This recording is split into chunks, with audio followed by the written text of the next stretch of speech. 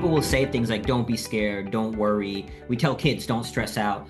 And the biggest problem in our relationship to fear is that it's the demonization of it. It's the idea that we should not feel this way. When you get that diagnosis, it's very normal to feel fear. And so the first step I would say for anybody listening to this, and that's really the ethos of Fearvana, is to stop demonizing the emotions, to recognize that there are no bad emotions, there's no good emotions. There's just emotions. And it's entirely up to us to decide what we do with them. Some emotions are more challenging than other emotions, but they're not inherently bad.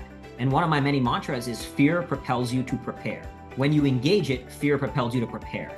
If you haven't done so already, go ahead and click that subscribe button down below. It's a little red button. You punch that, and it's going to notify you every time we put out a new episode that can help you improve your bone health. And then also, if you haven't done so already, head over to bonecoach.com, sign up for the free 7-day osteoporosis kickstart. That's going to walk you through everything you need to be doing right now to get on the path to improvement and stronger bones. After you do those two things, go ahead and press play on this episode, and I'll see you inside.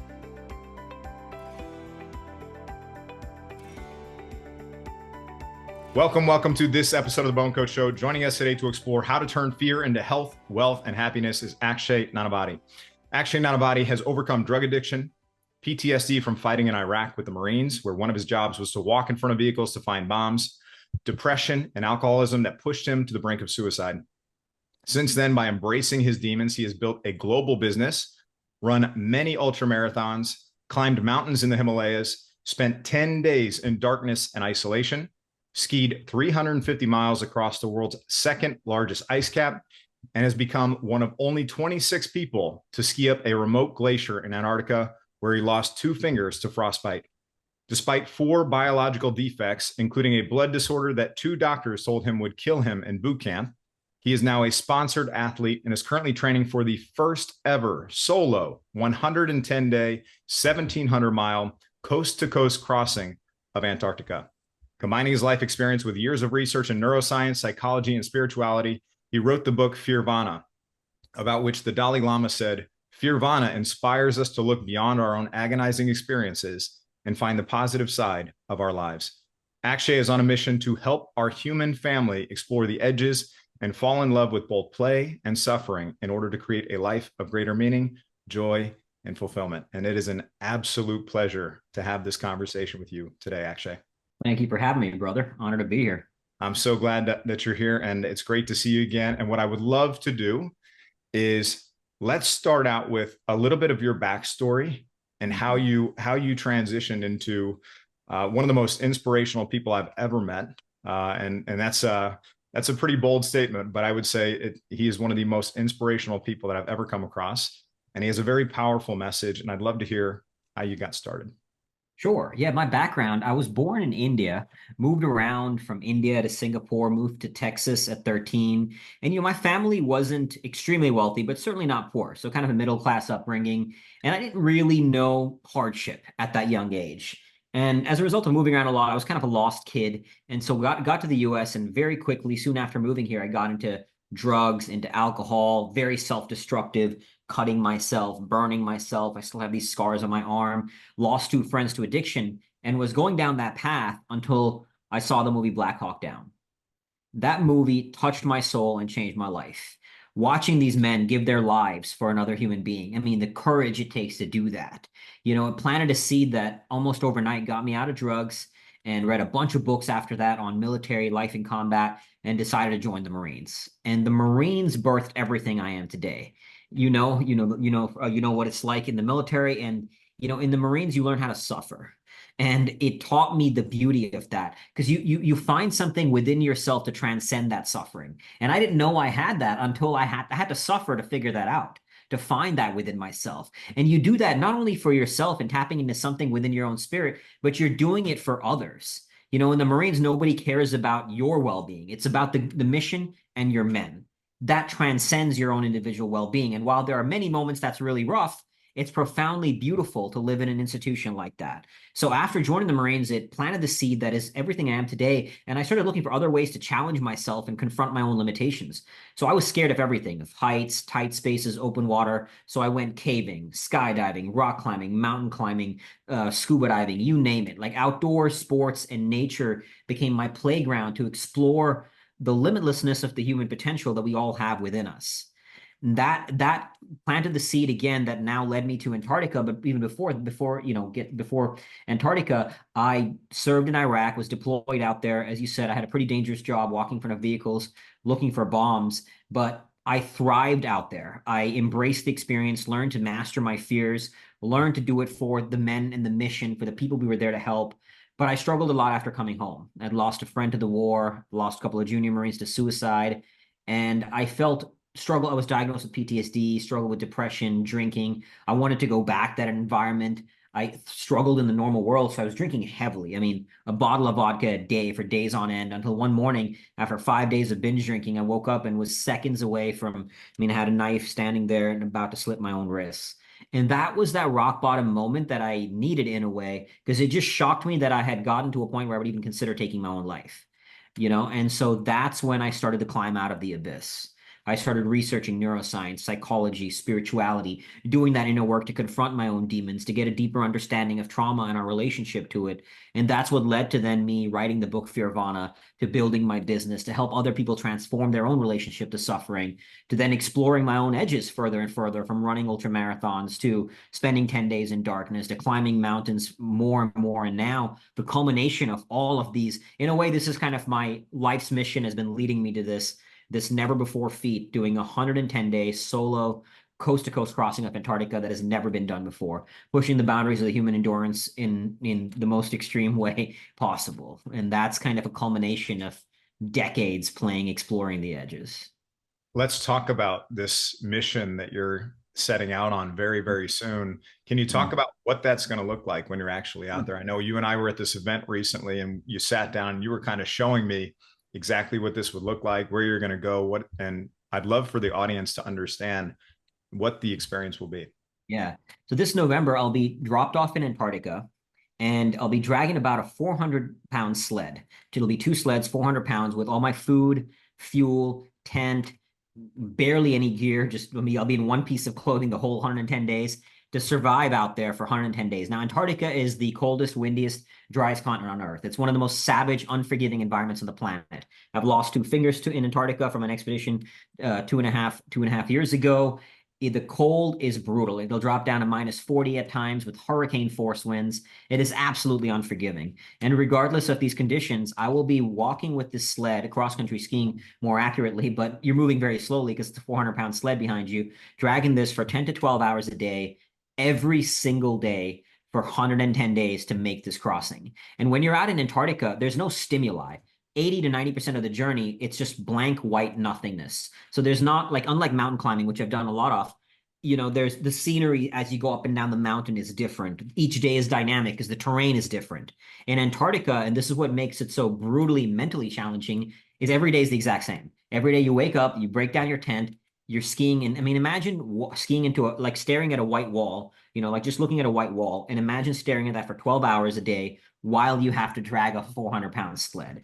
It is mentally, polar exploration, out of all the outdoor sports, at least in terms of any voluntary suffering, even compared to joining the Marines, it is the most suffering I've ever experienced, mentally, physically, and emotionally. And the thing that calls to me, though, is it's not the suffering, but it's what the suffering gives me access to. And to be 110 days completely alone. Geographically, I'll be the most isolated life form on Earth for portions of that journey, because there's no life in Antarctica. So not even isolated human being, isolated life form. To experience that depth of solitude, that depth of hardship, I have to find something in the human soul to transcend it. And why I do these things is that journey into unearthing the treasures of the human soul that can only be found on the depths of hardship, in the depths of struggle, because you can't really know your own courage unless you've experienced fear. You won't know how strong you are until you experience struggle. So to push it to the most extreme edge, I go out there to battle the biggest dragon I can find so I can unearth the greatest treasure I can find, not only for myself and my own tapping into my own divinity to awaken my own inner Buddhahood, right? That spirituality, that divinity we all have within, but then to bring the wisdom back from the edge and to share with everybody else who's suffering. Everybody suffers. We all know that, right? But because I get to place on such an extreme edge, I get to open new doors into the soul that are very rarely opened. And so I go out there to open those doors and to see what I find and to bring those treasures back. Hey, it's Bone Coach Kevin Ellis. I want to take one more minute to talk about if you are somebody who was newly diagnosed with osteopenia or osteoporosis, and you're at a point where you're stressed, you're worried, you're overwhelmed, you have no idea where to start or how to get started getting confident in your plan. I want to tell you about the Stronger Bone Solution Program. Over 5,000 people have come through this Stronger Bone Solution Program, and it walks you through the exact process you need to fill in the missing pieces, uncover critical things in your plan that you may not be aware of, and help you make modifications, adjustments, and tweaks to get you to the place where you're building stronger bones. I want you to get confident in your plan so that you can focus on living life and enjoying the life that you deserve with the people you love most. So if that's where you want to be, head over to bonecoach.com/apply and apply for our Stronger Bone Solution Program right now. I'm Bone Coach Kevin Ellis. I want to see you inside this program. I want to help you get on the path to improvement and stronger bones. Hope to see you inside very soon. Let's get back to the episode. So powerful. And one of the biggest struggles that our audience is facing right now is maybe they just got a diagnosis of osteoporosis. They have some fear around this diagnosis. They may be worried that they're not going to be able to play with their kids or their grandkids or go on these bucket list places and do all these adventures. That's a very real concern for people in our audience right now, especially if they just get this diagnosis and they're like, what do I do? They're in this place of fear and worry and overwhelm, trying to get to a place where they're educated, empowered, and confident. And the reason I thought this was so important to talk to you and you're so inspiring is because you actually look at fear very differently than other people. You look at fear and pain as allies rather than enemies, as opportunities instead of obstacles. And that's kind of where this concept of Fearvana comes in. So could you talk about that a little bit? Sure. Yeah, in that situation, right? You've just been diagnosed. It's often what happens with us. We feel fear, and then we feel like we should not feel fear. People will say things like, don't be scared, don't worry. We tell kids, don't stress out. And the biggest problem in our relationship to fear is that it's the demonization of it. It's the idea that we should not feel this way. When you get that diagnosis, it's very normal to feel fear. And so the first step I would say for anybody listening to this, and that's really the ethos of Fearvana, is to stop demonizing the emotions, to recognize that there are no bad emotions, there's no good emotions, there's just emotions. And it's entirely up to us to decide what we do with them. Some emotions are more challenging than other emotions, but they're not inherently bad. And one of my many mantras is fear propels you to prepare. When you engage it, fear propels you to prepare. So in my case, I'm terrified of Antarctica. It'd be stupid if I wasn't scared. I should be scared. That's why I'm here in Norway training. I've been training like an animal for 4 years for this. I'm looking at every single detail. And that's the same thing I would recommend for somebody in this situation. I mean, I'm no expert and doctor in this particular scenario, but the way to approach it would be, got it. I'm scared of all these things. I'm scared I can't play with my kids. I'm scared I might lose my life. Okay, so I would actually write this down. So one column, here are all the things I'm scared of. Why am I scared of them? What's the worst case scenario? Are you writing this down? You're exploring it, you're delving it, you're getting it out. Got it. Now here's the different things I'm scared of. Now, how do I prepare for this? What can I do to address these fears? So in Antarctica, okay, there's wind, there's crevasses. I write down all the dangers, everything that could go wrong, everything that could go wrong. Then I systematically work on the solution. So in a way to do that mentally is often we'll say things like, for example, I was working with this kid who would say, I don't have enough money to go to college. If you say a statement like that, a statement is a wall. But if you turn that statement into a question, now you're creating a door. So, okay, how can I make enough money to go to college? So in this case, right, got it, I have this condition. What can I do about it? How can I find some answers? They come to some, right? Like, how can I address this? How can I find some answers to this particular problem? And then now when you start framing it into questions, you can start looking for answers to it. Because all growth is ultimately two things. And this is a very powerful framework to simplify addressing any problem, whether it's osteoporosis or about to cross Antarctica. Two things: find the problem, fix the problem, find what's working, and do more of it. But the key is to be systematic about it, because it can be very overwhelming. I can't even imagine being diagnosed with osteoporosis. But same thing when I was diagnosed with a blood disorder that 2 doctors told me would kill me in boot camp, right? So different context, but similar experience. Now, back then, I didn't have the self-awareness I do now and understanding my relationship to fear. But what I would do is say, okay, what's the first problem? Got it. Find a problem, fix the problem. What's working? What am I doing well? This is working. Let me do more of it. And being very systematic about addressing the every step, every gap, and recognizing that it's okay to be scared. I am scared. And scared, something like this, it's natural to be scared. It's good to be scared. I should be scared of Antarctica, as I said, right? So now I'm going to use that fear. Every single thing I've done worthwhile in my life, I have been terrified. Everything worthwhile. But fear, when you engage it, propels you to prepare. And that's really the ethos of Fearvana, is to help people stop demonizing fear, to embrace fear, and not just fear, but every one of those quote unquote so-called negative emotions, fear, stress, anxiety, guilt, sadness, and say, got it. These emotions are there. What can I do with them? And once we stop demonizing them, once we accept that struggle is not inherently bad, it's part of the human experience. And if we reframe it, it can be beautiful. From there, how do we turn that struggle into finding, living, and loving our purpose, our path in life, whatever that may be? What a powerful reframe too. The I can't do X to how can I do X? Let me put this and make it very relevant for our audience. I can't make progress with my doctor. How can I make progress with my doctor? Go down that path. You know, come up with a plan for these things. I love how you're talking about, I sit down and I write these things out. I write everything out. They're not just these thoughts floating around in your head that you keep circling back to. You actually put them down on paper and start addressing those things. I love that. So that's like a great actionable step that people can do with that reframe. I know one that you and I talked about, and I actually asked you about this when you were talking about your Antarctica expedition. And I was like, when you're in these situations, do you hold the vision for the future or put an anchor in the future and move toward that? Like, I can't wait to be in this position where I'm, you know, on top of the mountain and I defeated the dragon and I did this amazing thing and I overcame the challenge that I was really struggling with before. Is that the anchor that you set for yourself in the future? I mean, are there other ways that you approach things that could be helpful tools for people listening? Yeah. You know, when you're going through any kind of struggle, whether it be Antarctica or a diagnosis of osteoporosis, everything, if you choose to view it this way, everything is fuel to drive you forward. Everything. So even you want to look at it from a meta level, right? There's the darker things. We might have these dark thoughts.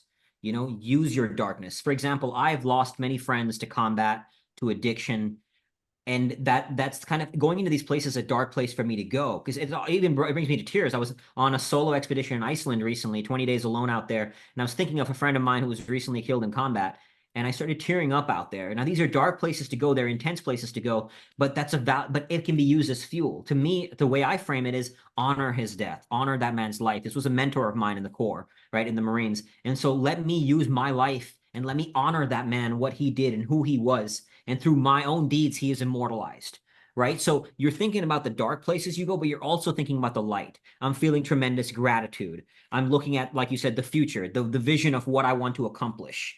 So everything becomes fuel if you choose it at. I like, even now, I think about all the people who are supporting me, and I feel, while like training, I feel so much gratitude, so grateful that I even get to do this. Because this is the key reframe, is that when you're going through a struggle, whether it's one you're seeking, like I'm seeking, or whether it's one thrust upon you, like a diagnosis of osteoporosis or like losing friends or PTSD, you can use it as an opportunity. When any suffering is thrown my way, I'll even say, thank you, God, for this opportunity. Thank you, God, for this opportunity. Got it. What's the opportunity here? What can I learn from this? Because every struggle every problem offers a new solution. Every struggle you will find something in yourself to transcend that struggle. So it'll open a new door into your own strength. But you have to choose to view it that way, whether or not it's thrust upon you. And I know it's much harder to view struggle in an empowering light when it's thrust upon you versus when you're seeking it. But that's the key, right? Can you be worthy of that suffering, as Dostoevsky said? So you're choosing to find the meaning in it, choosing to find power in it, and then using the entire world as your library. Like, I also have people who haven't supported me. I have people who've said they'd contribute to the crossing and then don't. There's people who don't believe in me, people who think this is stupid, and all of that shit is fuel, right? I'm like, great. You're gonna wish you were a part of this when this is done, right? So it's a kind of darker place to go, but the thing is, don't demonize the darkness as well. We all have that dark stuff, right? How many of us, in a very simple example that we can all relate to, somebody cuts us off on the road, oh, I'm gonna kill that person or whatever, right? We're not actually gonna do it, but we have dark thoughts, is the point that I'm saying. Don't run away from those. Allow yourself to feel those fully, the darkness and the light, and turn all of it into fuel to move you forward in your mission in a positive way. I love that. I'd love to get a window into your thoughts when you first wake up in the morning. Because I know for some of our audience, you know, when people wake up in the morning, that really sets the tone for the day. And if it's, gosh, I don't know if I can do this today. I don't know if I have the energy. I just don't want to go down this path again. I know the obstacles I have to face. What do you think when you're waking up in the morning? Great question. So sometimes I have my own version of that because I train very, very, very hard. And every day I wake up, I'm going to have to get back out there to train. And there are many days where I don't feel like it. Like, oh, I wish I could take today off, and I'll kind of be dreading it. And I'll say like, oh, this is going to suck. And then but the thing is, if those thoughts arise, realize that you are not your thoughts. You don't have to be defined by them. You can have a thought, you can have a feeling, but you are not those thoughts, you are not those feelings. You are the thinker of your thoughts, the feeler of your feelings, and the experiencer of your experiences. So when you have said thoughts, it's okay. It's very human. I still experience it, right? But then you pause. Got it. I'm having this thought. What's the opportunity here? Why am I still doing this? Oh yeah, this mission of seeing across Antarctica, this is the dream. And actually remembering that this struggle is why I am doing it. If I wanted to do something easy, I wouldn't ski across Antarctica, right? So that day when I don't feel like doing it, I remind myself, this is what it's about. Especially on the days you don't feel like it, this is the most important thing. That day when I get out, and it doesn't matter who's watching. In my case, I don't have a coach to train with. If I don't train, nobody will know. Nobody will know if I train or not, right? So there's no external accountability. External accountability is actually a really good thing. So depending on where you're in your journey, getting accountability partner, maybe finding someone else in your similar situation and hold each other accountable can be very valuable. And I've done that for a long time, but now where I'm at, there is no one. So remembering that, like tapping into that as a resource, that there's no one watching. This is on you. Who will you be in this moment? Will you still get out there? But the amount of days that I haven't felt like going, like my training is very mind-numbingly slow. I drag these very heavy tires around parks and it's painfully slow. It sucks. It's probably like the worst form of training. I've run ultra marathons. Once I'm done with Antarctica, I will not be dragging tires anymore. It's mind-numbingly painful. But the remembering that that is why I'm here. Like this is another key mantra. You cannot know your courage without fear. You cannot know your power without pain. You cannot know your strength without struggle. So reminding yourself that, all right, this moment that I don't feel like doing it, got it. This is exactly why I'm here. That moment where I'm really struggling when I'm tire dragging, when I'm skiing, got it. Thank you for this moment. This is why I'm doing this. And again, even if it's a suffering thrust upon you, like in somebody listening, I didn't choose this, but there's an opportunity here. There's an opportunity for me to find my power, to find my strength. Got it. So some mornings I do have those feelings. Other mornings it's definitely, excitement to get to the day, falling like I love the process of growing. I love being tested. I love being tested, so reminding myself that this is another opportunity. I also visualize a lot. So for me, my mornings, I often, even before I kind of get out of bed, is I'll visualize the morning in Antarctica.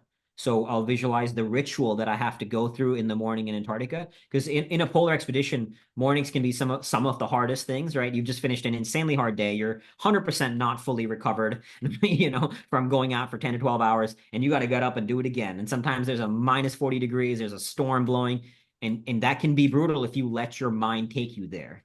So you have to bring it back into the present. Got it. And even in this case, somebody listening to this with trying to figure out what's the next steps in your diagnosis, it can feel overwhelming. I get it. Antarctica, training for it while fundraising for it, it's very overwhelming. Got it. What's the next step? So often what I'll do is, especially on those days that I really don't feel like it, I'll say, all right, let me just walk over to the ski place. That's easy. I can just walk over there. I'll walk over there and I'll be like, all right, I'm just going to do a few laps, knowing that once I get going, I'll hit my target of how many ever I had, whether it was 2 hours, 3 hours, 4 hours. But if I just trick my brain to say, I'm just going to do 3, 4 laps, and then inevitably I'll get it done because I've conditioned myself now. But you bring it back into the smallest step in front of you. What's that next step? Let me just put on my shoes. Let me just tie my laces. Let me just walk to the ski thing. Whatever the thing is in your scenario, bring it down to a very small step and keep doing that.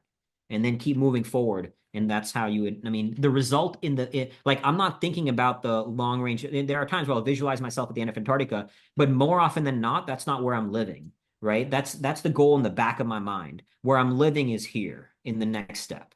I love how empowering this is, because for those listening, you have everything within you to move forward, to make progress, to achieve the outcome, right? For you, it's your thoughts. Your thoughts are really helping drive you and move you forward.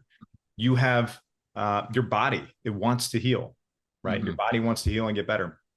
What's interesting is when in the morning when I wake up, one of the things that I've thought about for a long time is I very much have the mindset of we've got a couple 100,000 people in our community. And I've always wanted to just have helped 1 million people build stronger bones. And I hold that vision. And I say, we're already helping millions of people build stronger bones. We just haven't crossed paths yet. So we've already achieved that. We're already there and doing that. And I mean, same thing with anybody going through a health challenge too. Hold that vision for yourself that, hey, I'm already there. Yeah. Think about how happy you are, how much love you're able to give to your families, how present you're able to be. Just hold that. Wake up every morning and think about that. And that can be something that helps drive you and move you forward. I love that.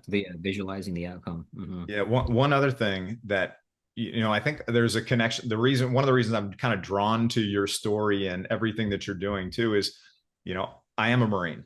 I was in the Marine Corps and I was in the infantry, and very similar experiences in that regard between the two of us, even while we were in and then after we got out, with alcoholism, or pardon me, not alcoholism, but just drinking a lot and overcoming depression and those kinds of things too. And that was a big connection that we had, I think.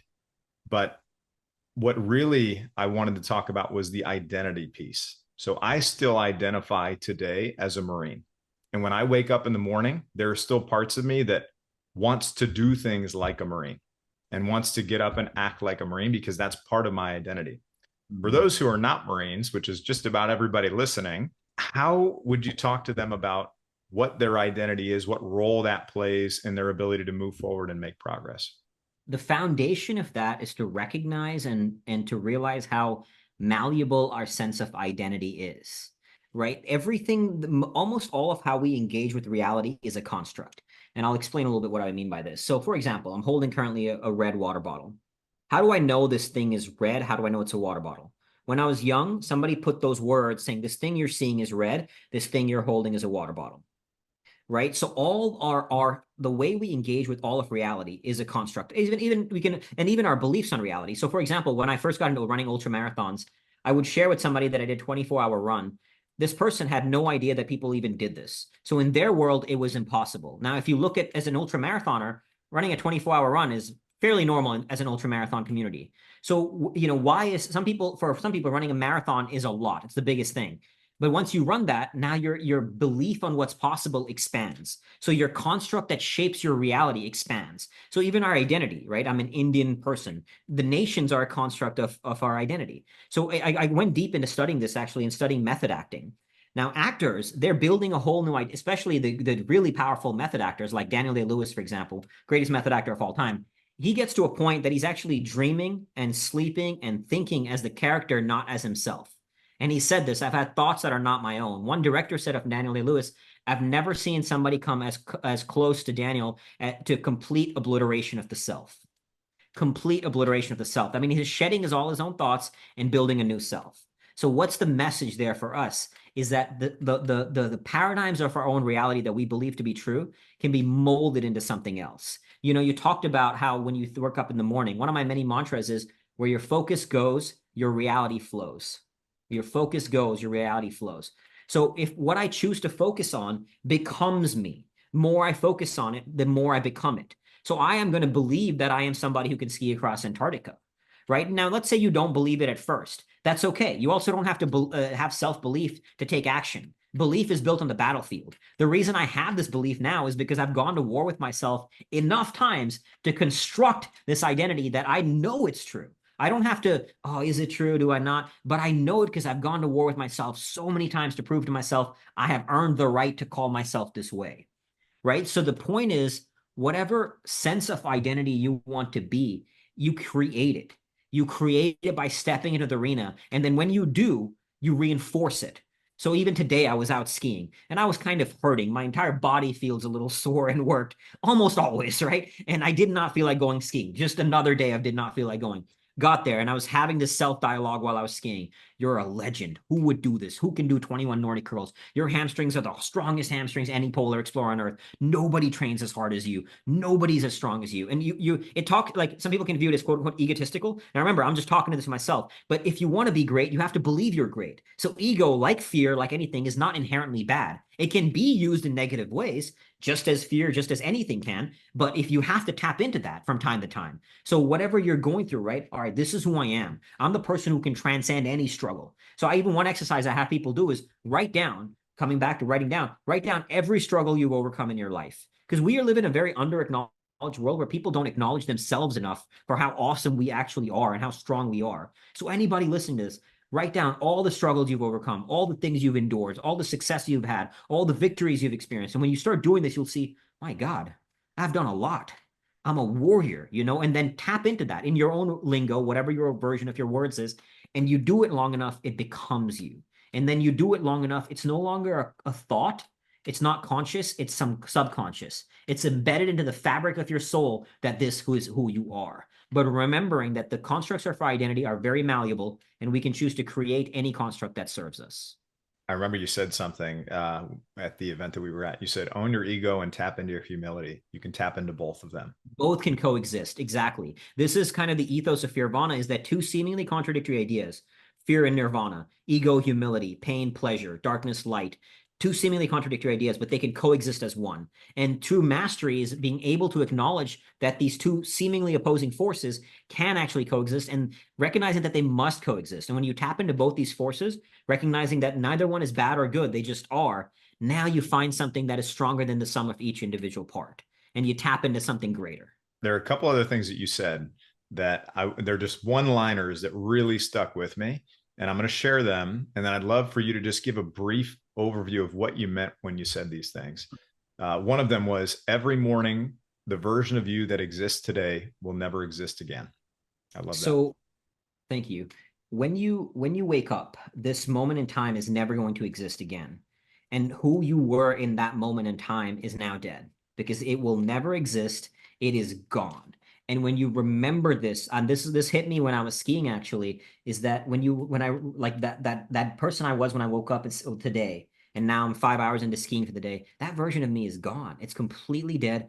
I don't have, and this allowed me to free myself from my thoughts, to say, I don't have to listen to this thought, because this person is no longer going to exist in a second from now. Forget about even 5 hours from now, in 1 second from now, right? So the twofold power of this recognition is to say that I can release myself from the attachment to my thoughts, knowing that this version of me is dead. And it also helped me amplify the joy in this experience, because if I'm going to kind of, in a way, die and be reborn every single day, how would I choose to die? If I'm really going to die, don't I want to die as alive as possible, feeling as much joy as possible, right? So this version of me that was born this morning is now gone.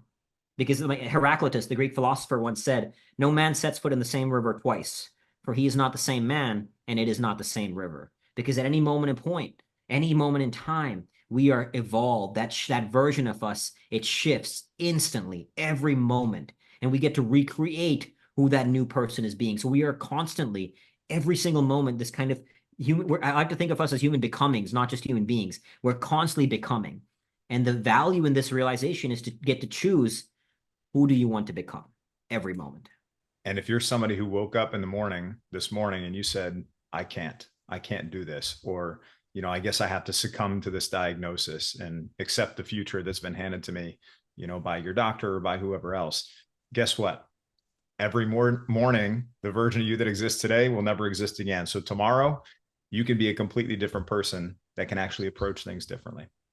There was something else that you said, which was, I hope tomorrow will be exactly what it is. This is the cause of all unnecessary suffering, is the resistance of what is. So people will go through, let's say, an example of a diagnosis. And if you're doing this, don't beat yourself up for doing it. It's very normal. Why did this happen to me?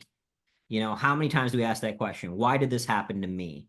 I wish this was not happening, or some version of that. So when I was training for Antarctica, and I've even heard polar adventurers will say this, they'll say, I hope it's not storming tomorrow, because it's much nicer when the weather's not blowing a hurricane force wind, right? But what I realized is all that is resistance of what is, because most of our world we can't control. So instead of resisting it, I'll trick my brain and I'll say, I hope tomorrow the weather will be exactly what it is. 100% of the time I get what I want. I hope tomorrow will be exactly what it is. But the core realization there is not resisting what is, but accepting what is, and realizing that everything is perfect in its isness, because it cannot be anything other than what it already is. Everything is perfect in its isness. So even when I was skiing one day on an expedition in the Arctic and the snow was very soft, soft snow is much harder to ski when you have a heavy sled. It was easy to be like, oh, I wish the snow was hard. It'd be easier. But I kept saying, thank you, God, for these perfect conditions. Because it was perfect, because that's exactly what it was. It can't be anything other than what it is. Right. So remembering that if you've got a diagnosis you don't like, got it. This is perfect. And that sounds hard to say, especially when you're going through it. You're like, how can this be perfect? But it's perfect because it is that way. And it doesn't mean the point of this is not to accept things as to just to say surrender to it, but acceptance is the foundation and then changing the reality. Because the more I can accept that, okay, the weather tomorrow, I hope it will be what it is. And then it will be what it is. And I get, let's say, a stormy day. But I can create my new reality by actually accepting the weather. Now I have the power to change how I relate to that weather and say, got it, I'm smiling. This is awesome. This is a beautiful day, right? I can choose that. I can choose that experience that this is a beautiful day, whether or not it's sunny or whether or not there's a storm. But that starts by not resisting the isness of the experience. I love that. There's one other one that I've got before I want to tell people about the Great Soul Crossing and how they can help support what's going to be an amazing experience for you and really going to be an amazing expedition as well. So there was one other thing you said, and it was a mantra, and that was die alive. And this really, gosh, this really landed and resonated with me because I remember I was given a commencement speech about 10 years ago, and it was to a couple thousand people. And the very last sentence that I shared with every single person was, life only gives us one go around, make it count. And when I heard you say die alive, it's so landed with me where we have to live life. You've got one opportunity for it. And you don't want to be on your way out in a state of fear and worry and depression and overwhelm. And there needs to be some positivity there and maybe some good things too. So could you talk about die alive? That mantra was birthed from that realization that every moment we are dying, right? Recognizing that if this moment I am dying, if the next day I'm a new person, and every moment I'm dying, I want to die as alive as possible. I want to live this moment fully. I want to live this moment with joy, with power, with strength, feeling the awe-inspiring power and gift of this life, right? Life flowing through us. And I'm not perfect at it, far from it. But the more I tap in, that's why I use mantras a lot. You've heard me say that word and you've talked about it, is because they're reminders to access this place again. And that's what dying alive is all about, is recognizing that this version of me is dying, moment to moment. Got it. I'm going to choose to feel as alive in this moment. So whatever somebody listening to is going through pain right now, right? It's okay. Pain is, I understand it's hard, but it's not bad. God, I'm going through this anyway, but this version of me that was 5 minutes ago no longer exists. I'm going to die alive. I'm going to be alive. And I'm good. And when you feel more alive, it doesn't make your problems go away, but it gives you more power to approach those problems and to handle those problems and to face those problems. Let's talk about the Great Soul Crossing. And, I want people who are listening, if you are so called to do so, to help support one of humanity's greatest endurance challenges. And that is one that Akshay is going to be taking on. It's the first ever solo coast to coast ski crossing of Antarctica. And you heard him talk about it a little bit earlier. And you're actually able to make a pledge and to help support reaching this goal and help actually complete this journey. And, I'm going to be doing this as well. And I would love anybody in our audience who is so called to do so to help support this. But Akshay, could you maybe share a little bit about the Great Soul Crossing? Sure. Yeah, as you said, and I really appreciate your support, beyond the daunting mental and physical challenge of actually pulling this off successfully, it's quite a financial challenge to go to Antarctica, the resources to pull this off in one of the most unforgiving, remote places on Earth. We have a crowdfunding campaign. I'm very blessed. We've raised over $600,000 so far, but we still have a ways to go, reaching just over 750 actually. And so we are offering different rewards at different donation tiers. like including a lot of my in-depth mindset trainings that go way deeper into all of these things that we've kind of touched on, to help people navigate their own pain and suffering and ultimately cross their own version of their own. Everybody's got an Antarctica to cross, whatever that is for each person, right? And so any contribution really adds up and it makes a big difference. That's how we've gotten to 600,000 so far. And we're going to pull this off. And it's not just ultimately about me. You know, I mean, we've all heard the story of Roger Bannister's 4-minute mile. When we hear something, a human being doing something great, it allows us to find that within ourselves to push our own limits further. And there's so many people that have done it for me that have even gotten me to the point that I can now believe in myself enough to even attempt this, right? So similarly, we're going to be filming a documentary around this that'll be on a Netflix or something like that after the crossing is done. And the goal is to inspire people to make their own great soul crossings. That's what the name is, that similar to what we've just said, that soul, the death and the rebirth that constantly occurs. You know, so we want people to experience that, to constantly go through these moments of such great power that we're reborn as a new version of ourselves.